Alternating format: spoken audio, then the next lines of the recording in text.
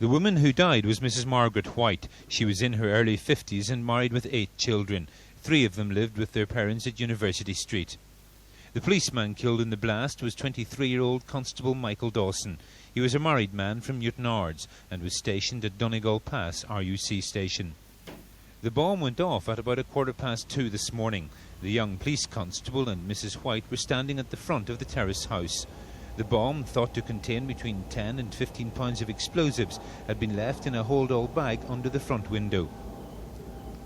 Mrs Whyte had apparently returned to the house a short time earlier. She had become suspicious of the hold-all and contacted the police. It's the second time in a year that there's been a bomb attack on this house. Last April, a bomb exploded at the rear of the building. Then, a 25-year-old man from the Donegal Road area of Belfast lost his right leg.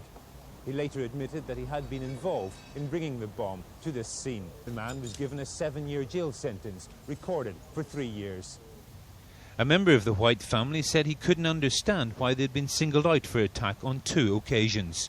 Now, I've actually been racking my brains to try and find this out since last April, and I can't honestly. The only thing I might suggest is that we are a young Catholic family, and many of my brothers, for example, are engaged to be married to young Protestant girls. This might be a reason.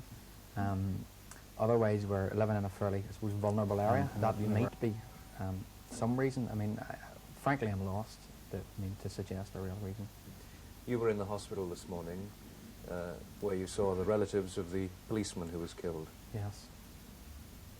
I was talking to the policeman's wife and to his mother-in-law, and I think to his father, and I was heartbroken for them. I could see that their grief is just exactly the same as our own grief, and that this bomb, as I don't think any bomb discriminates against between Protestants or Catholics. We were there united. I felt in our own grief. I had lost my mother, and this woman had lost her husband. Members of the White family say that if possible they will attend the funeral of the police constable who died in the explosion.